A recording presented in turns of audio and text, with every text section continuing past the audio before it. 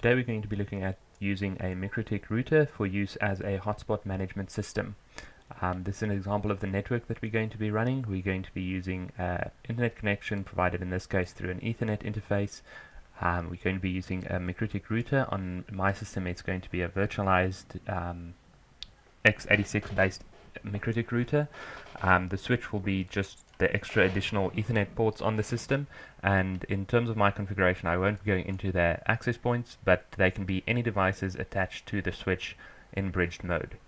The first thing that we need to do is we need to ensure that our Mikrotik router is reset and has no configuration on it that will interfere with our system, and we need to make sure that it has internet access. Okay, let's go ahead and log into the router. I'm running it on a Proxmox virtual instance, and it's the cloud-hosted router that's made available for free on the Mikrotik website. So let's log in with the username admin and blank. And the first thing I want to do is I want to make sure that this router is reset to factory defaults without any additional configuration loaded. So what we do is we go to System, Reset Configuration, No Defaults, equals yes, and skip backup equals yes as well. That's because I don't have any configuration on it that I need to be keeping. It takes a moment to reset all of the configuration, and the interesting thing about this cloud-hosted router version of Router OS is that it actually, on a blank configuration, it has a DHCP client on Ethernet 1. So if I go to IP address print, it will show me that I already have an address, and I can, because it's assigned by DHCP from my main router, I already have internet access on this device. Whatever your configuration is, if you need to configure a PPOE client or whatever, you need to do it at this point. You can do it through Winbox, but because I'm using a routed network, I don't have layer 2 access to get into Winbox without an IP address. Okay, so let's just close up here. And then we can proceed to Winbox and log into the device through Winbox. I've already made sure that this device is running the latest version of Router OS, available at this time. It's version 6.37.1. Our first step is going to be to create a loopback device. The reason for this is that the radius or the user manager service needs to listen on a specific IP address. If you put that IP address on an interface that gets connected and disconnected, the radius service sometimes fails. The other problem is the default loopback device of 127.0.0.1 on some of the Mikrotik router OS versions becomes unavailable. So I'm going to create a loopback bridge, and I'm going to add an IP address to that of 10.255.255.1, and I'll make that a /32. It's simply the IP address. No routing will be done on that IP, so we put it on the loopback device and apply. Okay, our next step is to go ahead and download the packages that we need to run the hotspot and user manager. On the mikrotik.com website, go to download, and you will find the cloud-hosted router. That's specifically the one that I'm using. This would be different if you're running it on a router board 433 or a router board 2011 or whatever device you might be using. Make sure you've got the right version of the extra packages. So you need to download the extra packages for your specific device. I've already done so, so let's go to the all packages folder. Here you can see I've downloaded the file and extracted all of the files inside that all packages for my architecture and version. The next thing we need to do is we need to copy these onto our router.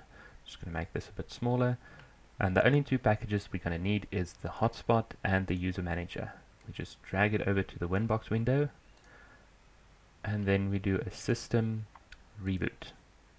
Okay, the reboot, when it reboots, it checks for new files, and if it finds the new NPK files, it will go ahead and install them.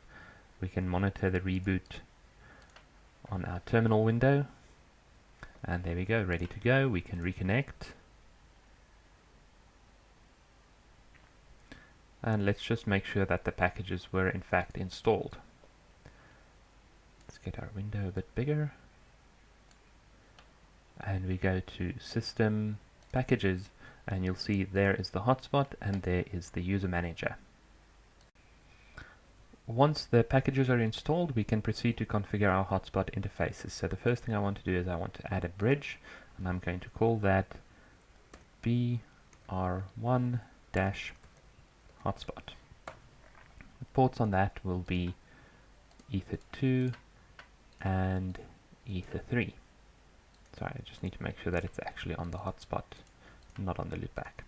There we go.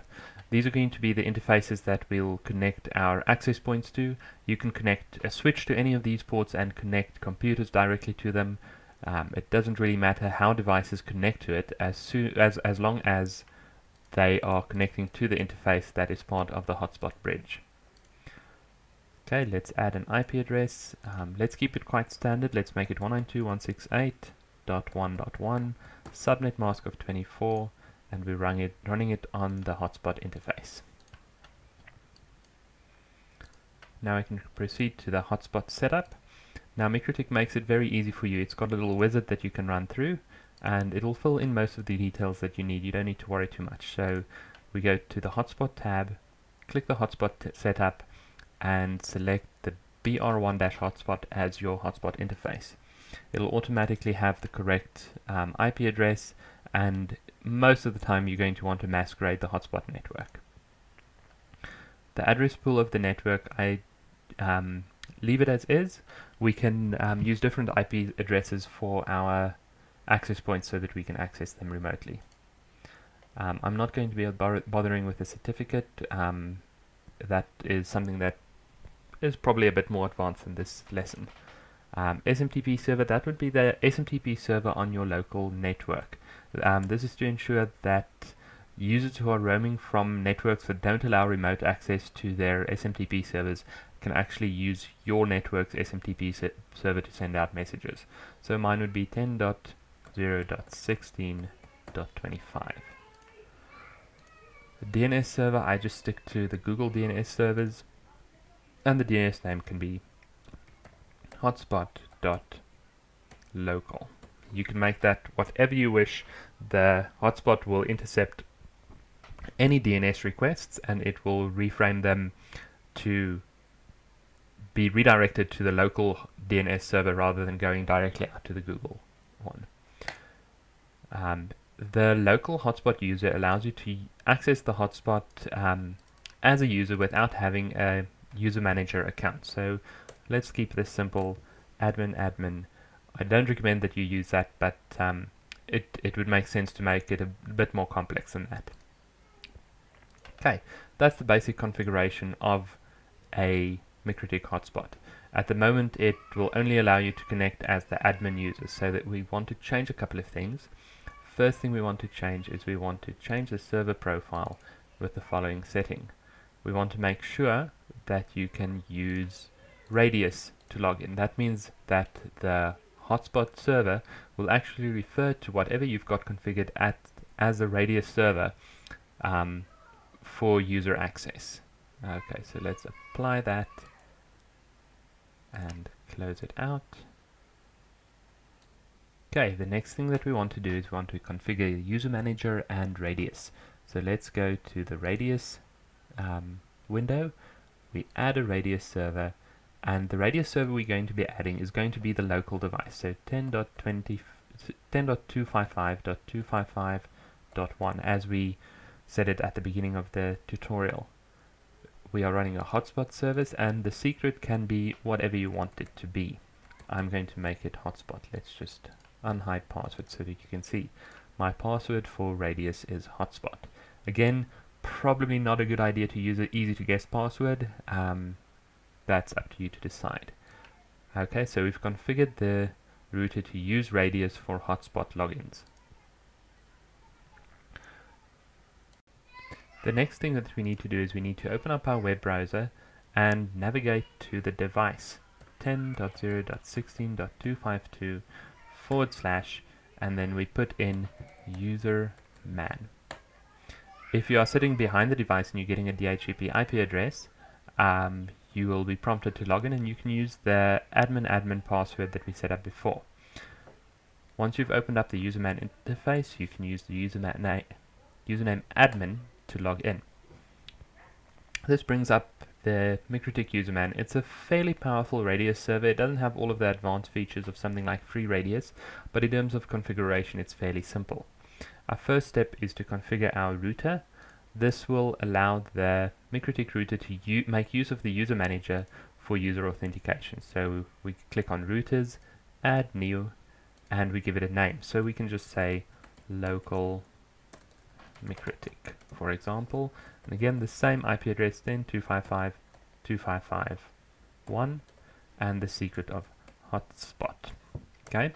For example, you can actually have multiple different Mikrotiks pointing to this same router for authentication, in which case you need to add each of the routers that you want to give remote access to on this tab, and it's as simple as that. So let's say you've got a different router somewhere else on your network with an IP address of 10.255.255.2, and let's call that remote Mikrotik. You'll then be able to use a Mikrotik that's elsewhere on your network to also authenticate against this database, just making sure that the IP address specified here will be the IP address that it connects from. Okay, we won't be actually using that, so let's remove that. And that's basically it. Your router board should now be able to authenticate users against the user manager database. Of course, a user manager without any users is not very useful, so we need to create a couple of users. Before we can do that, we do need to define a profile, and to define a profile we first need to define a limitation. So on the Profiles button, go to the Limitations tab and add a new limitation. We can make a simple one that just allows 1 gigabyte of transfer.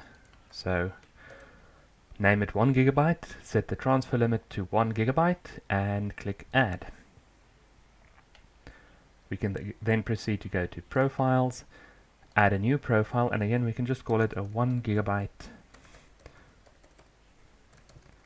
package. Create the profile and select a new limitation, click Add New Limitation and select 1 gigabyte. Okay, you can give it a more descriptive name for your users, but as far as I'm concerned, 1 gigabyte package is descriptive enough, and you can put in however much it costs. Let's say it costs $5. Okay, you're now ready to create your first user, and then this is where the power of the user manager really comes in. Let's say you want to create a bunch of vouchers. You can say I want to add a batch, I want to create 10 users, and I want them to start with 1G underscore for the username so that the users will always know how large the package is. Select the profile that we created and click Add. Now you can see we've got all of these users created. If you click on it, you can get the little extra information, the username, the password, and the package size. Okay. Now all that remains to be done is for your users to connect to the network and test out the hotspot.